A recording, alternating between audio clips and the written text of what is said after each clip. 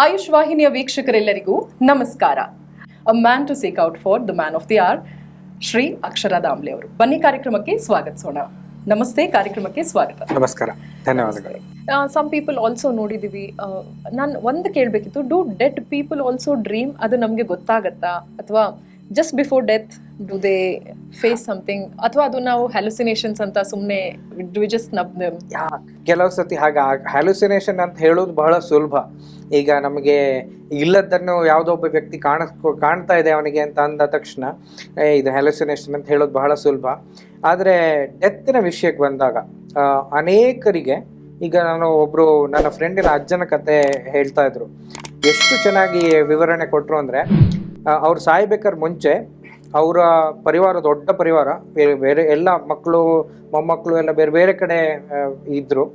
So ಇವ್ರು ಏನು ಮಾಡಿದ್ರು, ಅಜ್ಜ ಹೇಳಿದ್ರಂತೆ, ಇಂಥ ದಿನ ಎಲ್ಲರೂ ಬರಬೇಕು ಮನೆಗೆ, ನನಗೆ ಒಂದಷ್ಟು ವಿಚಾರಗಳನ್ನ ನಿಮ್ಮ ಹತ್ರ ಎಲ್ಲ ಹಂಚ್ಕೊಳ್ಳೋದಿಕ್ಕಿದೆ, ಮಾತಾಡೋದಿಕ್ಕಿದೆ. ಸೊ ನೀವೆಲ್ಲರೂ ನಮ್ಮ ಮನೆಗೆ ಬನ್ನಿ, ಎಲ್ಲರೂ ಒಟ್ಟಿಗೆ ಒಂದು ಸರ್ತಿ ಸೇರೋಣ ಅಂತ. ಸೊ ಹಿರಿಯರು ಹೇಳಿದಾಗ ಎಲ್ರಿಗೂ ಅದು, ಆಮೇಲೆ ಅಷ್ಟು ಟೈಮ್ ಕೊಟ್ಟಿದ್ರು ಕೂಡ, ಏನೋ ಒಂದು ತಿಂಗಳು ಟೈಮ್ ಕೊಟ್ಟಿದ್ರು, ಹೀಗೆ ನಾಳೆ ಬನ್ನಿ ಅಂತಲ್ಲ. ಸೊ ಎಲ್ಲರೂ ಪ್ಲ್ಯಾನ್ ಮಾಡಿಕೊಂಡು ಎಲ್ಲರೂ ಮನೆಗೆ ಬಂದಿದ್ರು. ಎಲ್ಲ ತುಂಬ ಕುಟುಂಬ ಸೇರ್ಕೊಂಡಿತ್ತು.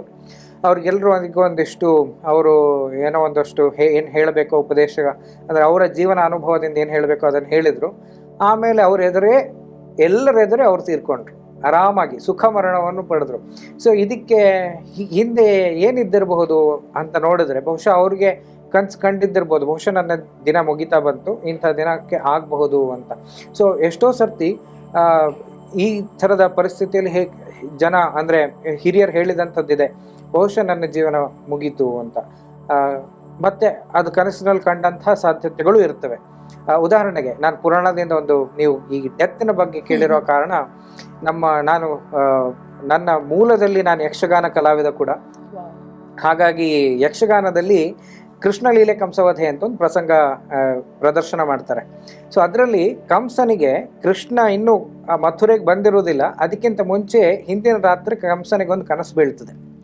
ಅದರಲ್ಲಿ ಅವನೇನು ಮಾಡ್ತಾನೆ, ಅವನ ಕತ್ತೆಯ ಮೇಲೆ ಕುಳಿತುಕೊಂಡು ದಕ್ಷಿಣದ ದಿಕ್ಕಿಗೆ ಯಾತ್ರೆ ಮಾಡ್ತಾ ಇದ್ದಾನೆ ಅನ್ನುವಂಥ ಕನಸು ಬೀಳ್ತದೆ. ಆ ಕನಸು ಬಿದ್ದಾಗ ಅವನಿಗೆ ಭಯ ಆಗ್ಲಿಕ್ಕೆ ಶುರು ಆಗ್ತದೆ. ಯಾಕೆ ಅಂತಂದ್ರೆ, ದಕ್ಷಿಣ ದಿಕ್ಕಿಗೆ ಹೋಗೋದು ಅನ್ನೋದು ಒಂದು ನೆಗೆಟಿವ್ ಇಂಡಿಕೇಟರ್. ಆಮೇಲೆ ಸಾಧಾರಣವಾಗಿ ರಾಜರಾದಂಥವ್ರು ಕೂತ್ಕೊಳ್ಳೋದು ಕುದುರೆ ಮೇಲೆ ಅಥವಾ ಬೇರೆ ರಥದ ಮೇಲೆ, ಇದು ಕತ್ತೆಯ ಮೇಲೆ ಕೂತಿದ್ದಾನೆ. So this was an indication probably, ಆಯ್ತು ನಿನ್ನ ದಿನ ಮುಗೀತು.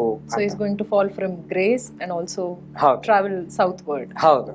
ಸೊ ಈ ತರ ಕೂಡ ನಮಗೆ ಕೆಲವು, ಅಂದ್ರೆ ನಮಗೆ ಕನಸಿಗೆ ಪುರಾಣದಲ್ಲಿ ಕೂಡ ಅಥವಾ ಈ ಥರದ ಕಥೆಗಳಲ್ಲಿ ಕೂಡ ನಮಗೆ ಒಂದೊಂದು ಇಂಡಿಕೇಶನ್ ಸಿಗ್ತದೆ, ಸಾಯ್ಬೇಕಾದ್ರೆ ಮುಂಚೆ ಅವನಿಗೆ ಈ ಥರದ ಕನಸು ಬಿದ್ದಿರಬಹುದು ಅಂತ. ಹಾಗಾಗಿ ಇದು ಖಂಡಿತವಾಗ್ಲೂ ಸಾಧ್ಯ, ಅದನ್ನು ನಾವು ಹ್ಯಾಲುಸಿನೇಷನ್ ಅಂತ ಹೇಳಬೇಕಾಗಿನೇ ಇಲ್ಲ.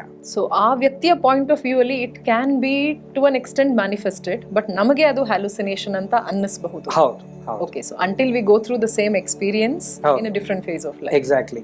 ಇನ್ನೂ ಒಂದು ಹೇಳೋದಂತಾದ್ರೆ, ಎಷ್ಟೋ ಸರ್ತಿ ನಮ್ಮ ಮನೆಯಲ್ಲಿ ಯಾರಾದರೂ ಆತ್ಮೀಯರು ಅಥವಾ ನಮ್ಮ ಯಾರೋ ಹತ್ತಿರದ ಬಂಧುಗಳು ಯಾರಾದರೂ ತೀರ್ಕೊಂಡಾಗ, ಅದಾದ ಮೇಲೆ ಒಂದು ವಾರ 10 ದಿನದ ಒಳಗೆ ಎಷ್ಟೋ ಸರ್ತಿ ಕುಟುಂಬದವರಿಗೆ ಅವರು ಇದ್ದಾರೆ, ಎಲ್ಲ ತೋಟದಿಂದ ನಡ್ಕೊಂಡ್ ಬರ್ತಾ ಇದ್ದಾರೆ ಅಥವಾ ಏನೋ ತರಕಾರಿ ತಗೊಂಡ್ಬರ್ತಿದ್ದಾರೆ ಅನ್ನುವಂಥ ಕನಸುಗಳು ಬಂದಂಥ ಪುರಾವೆಗಳಿದೆ. ಅಂದರೆ ಬೆಳಗ್ಗೆ ಹೇಳ್ಬೇಕಾದ್ರೆ, ಅಯ್ಯೋ ಇಲ್ಲದ್ರು ಕನ್ಸಲ್ಲಿ ಬಂದಿದ್ರು ಅಂತ. ಸೊ ಇದು ಕೂಡ ಎಷ್ಟೋ ಜನರಿಗೆ ಆಗ್ತದೆ. ಯಾಕೆ ಆಗ್ತದೆ ಅಂದರೆ, ಕೆಲವು ಸರ್ತಿ ಅವರಿಗೆ ಈ ವ್ಯಕ್ತಿ ತೀರ್ಕೊಂಡಿದ್ದಾರೆ ಅನ್ನೋದನ್ನು ಆಕ್ಸೆಪ್ಟ್ ಮಾಡ್ಲಿಕ್ಕೆ ಆಗದೇ ಇರುವಂತಹ ಸಾಧ್ಯತೆಗಳಿರ್ತದೆ. ಅಂಥ ಸಂದರ್ಭದಲ್ಲೂ ಅವ್ರು ಬಂದಿರಬಹುದು. ಅಥವಾ ಕೆಲವೊಂದು ಸರ್ತಿ ಅವರ ಬಗ್ಗೆನೇ ಯೋಚನೆ ಮಾಡ್ತಾ ಮಾಡ್ತಾ ಮಾಡ್ತಾ ಮಲ್ಕೊಂಡಿರ್ತಾರೆ, ಹಾಗಾಗಿ ಅವರು ಕನಸಿನಲ್ಲಿ ಜೀವಂತವಾಗಿ ಕಂಡಿರುವಂತ ಸಾಧ್ಯತೆಗಳು ಇರಬಹುದು. ಸೊ ಆ ಕ್ಲೋಜರ್ಸ್ನು ಅವರಲ್ಲಿ ಹುಡುಕ್ತಾ ಇದ್ದಾರೆ ಅನ್ನುವಂಥದ್ದಾಗುತ್ತೆ. ಬಟ್ ಸರ್ಟನ್ ಟೈಮ್ಸ್ ನಾವೇ ಎಷ್ಟೋ ಸಲ ನೋಡಿದೀವಿ, ಈ ರೀತಿ ಆದಾಗ ವಿ ಆಕ್ಚುಲಿ ಆ ಒಂದು ವೇವ್ ಲೆಂತ್ ಇರುತ್ತೆ, that there is a particular fragrance to a person, odour or a scent. ಅದು ಕನಸು ಅಂತ ಎದ್ದ ಮೇಲೆ ಗೊತ್ತಾದಾಗ್ಲೂ that fragrance still lingers on. ಇದು ನಿಜಾನ ಅನ್ನೋ ಅಷ್ಟರ ಮಟ್ಟಿಗೆ there is a very less minor difference. ಇದು ಹೇಗೆ ಸಾಧ್ಯ? How do we actually smell the fragrance of a person? Again it can be a perception, ಅಂದ್ರೆ ನಾವು ನಮ್ಮ ಗ್ರಹಿಕೆಯ ಆಧಾರದ ಮೇಲೂ ಕೂಡ ಇರಬಹುದು. ಯಾಕಂದ್ರೆ ನೀವು ಕೇಳ್ತಾ ಇದ್ದೀರಿ, ಹಾಗಾಗಿ ಇನ್ನೊಂದು ಸಣ್ಣ ಉದಾಹರಣೆ ಕೊಡ್ತೇನೆ. ಒಬ್ರು ಅವ್ರ ಸೈಕಾಲಜಿಸ್ಟ್ನ ಹೆಸರು ಮರ್ತು ಹೋಗಿದೆ ನನಗೆ. ನಮ್ಮ ಗ್ರಹಿಕೆ ಎಷ್ಟರ ಮಟ್ಟಿಗೆ ನಮ್ಮ ಯೋಚನೆ ಅಥವಾ ನಾವು ಏನು ಕೇಳ್ತೇವೆ ಅದರ ಮೇಲೆ ಆಧಾರಿತವಾಗಿದೆ ಅಂತಂದರೆ, ಒಂದೇ ರೀತಿಯಾದಂಥ ಶಬ್ದವನ್ನು ನಮಗೆ ಕೇಳಿಸ್ತಾ ಸ್ಕ್ರೀನ್ನಲ್ಲಿ ಬೇರೆ ಬೇರೆ ರೀತಿಯಾದಂಥ ಶಬ್ದಗಳನ್ನು ಅಥವಾ ವಾಕ್ಯಗಳನ್ನು ಬರಿತಾ ಹೋಗ್ತಾರೆ. ಸೊ ನಮಗೆ ಅಲ್ಲಿ ಏನು ಕಾಣಿಸ್ತದೋ ಇಲ್ಲಿ ಅದೇ ಕೇಳ್ತಾ ಇರ್ತದೆ. ಅಂದರೆ ಶಬ್ದ ಅದುವೇ, ಆದರೆ ಅಲ್ಲಿ ವಾಕ್ಯದ ಅಂದರೆ ಕಣ್ಣಿಗೆ ಕಾಣಿಸುವಂಥ ವಾಕ್ಯ ಏನು ಬೇರೆ ಇದೆಯೋ ಅದನ್ನು ನಾವು ಇಲ್ಲಿ ಕೇಳ್ತಾ ಇರ್ತೇವೆ. ಸೊ ನಮ್ಮ mode of understanding a concept though what we see is different, but ನಾವು ಅದೇ ಗ್ರಹಿಕೆಯ ಆಧಾರದ ಮೇಲೆ ಅದನ್ನ ಕೇಳೋದು ಕೂಡ ಶಬ್ದ ಒಂದೇ ಆದ್ರೂ ಕೂಡ ಪ್ರತಿ ಸರ್ತಿಯೂ ಅಲ್ಲಿ ಇದು ವಾಕ್ಯ ಬೇರೆ ಆದ್ರೂ ಕೂಡ ಇಲ್ಲಿ ಶಬ್ದ ಅದೇ ಇರ್ತದೆ. ಆದ್ರೆ ಇದು ಅಲ್ಲಿ ವಾಕ್ಯ ಏನಿದೆಯೋ ಅದೇ ಇಲ್ಲಿ ಕೇಳಲಿಕ್ಕೆ ಶುರು ಆಗ್ತದೆ. ಸೊ ಈ ಥರದ ಬಹಳ ಒಳ್ಳೆ ಎಕ್ಸ್ಪೆರಿಮೆಂಟ್ ಮಾಡಿದ್ದಾರೆ. ಸೊ ನಮ್ಮ ಗ್ರಹಿಕೆ ಅನ್ನುವಂಥದ್ದು ಅದಕ್ಕೆ ಬರೇ ನಾವು ಏನು ಅಂದರೆ ಈಗ ನೀವು ಉದಾಹರಣೆಗೆ ಅವರ ಇದು ಏನು ಸ್ಮೆಲ್ ಅನ್ನುವಂಥದ್ದು ಏನು ಅನುಭವಕ್ಕೆ ಬರ್ಬೋದು, ಅದರ ಹಿಂದೆ ನಮ್ಮ ಪಂಚೇಂದ್ರಿಯಗಳಲ್ಲಿ ಬೇರೆ ವಿಷಯಗಳು ಕೂಡ ಅದಕ್ಕೆ ಸಪೋರ್ಟ್ ಮಾಡುವಂಥ ಸಾಧ್ಯತೆಗಳಿದೆ. ಹಾಗಾಗಿ ನಮಗೆ ಇದು ಹೀಗೆ ಬಹುಶಃ ಅದು ಹ್ಯಾಲೋಸಿನೇಷನ್ ಅಂತ ಹೇಳಲಿಕ್ಕೆ ಸಾಧ್ಯ ಇಲ್ಲ.